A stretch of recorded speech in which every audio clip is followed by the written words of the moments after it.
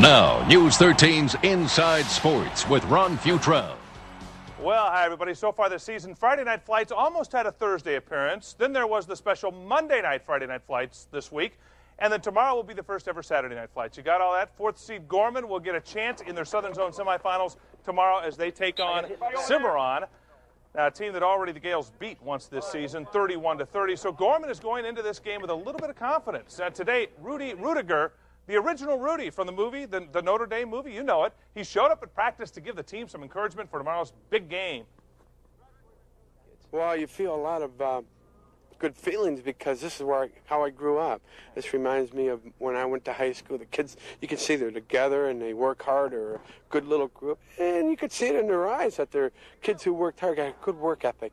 And I don't know if what I say today will make them win the game tomorrow night, but maybe what I said to them will make a difference in their life, and that's the important thing.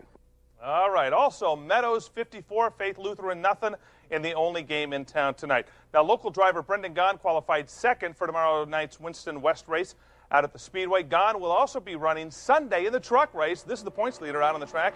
That would be Ron Hornaday. He's got a very narrow 13-point lead over last year's champ Jack Sprague. Hornaday won the series title a couple of years ago, so these two have a pretty good rivalry going here. Thunder on the road tonight at Fort Wayne. They pull off a 4-3 win. Peter Nedved and Andrei Vasiliev with a goal and 2 assists apiece. Thunder play at Cincinnati tomorrow.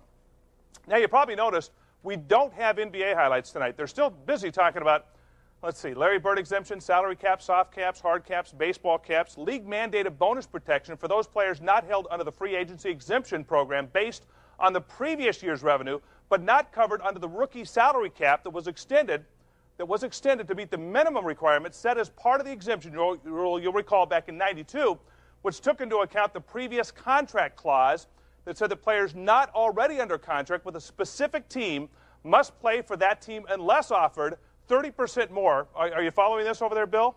Yeah. Okay, you're following this? Unless offered 30% more by a team not in the same division, and compensation for the team losing the player must be less than the minimum salary offered to the firstborn son. Now, the players apparently don't want that, from what we understand. Meanwhile, in Salt Lake today, fans showed their frustration. Could you imagine frustration? By dumping old, smelly tennis shoes on the steps of the Delta Center. The shoes will be dropped off to the owners and the players so they can argue over who should keep them. By the way, some good news tonight. Players have backed off from their demands for salary compensation for players not covered under the previous exemption clause that would require the minimum 51.7% base pay to be cut not to exceed half of the term's adjusted rate income per player that was previously not under a previous contract. Kathy and Ken, just wanted to help sort things out for you tonight. Thank you so much. Happy Friday. Sense now. Thank you so much. Sound like a lawyer. Or worse. How's the weekend looking? So it'll be perfect weather for Mike, so come on out.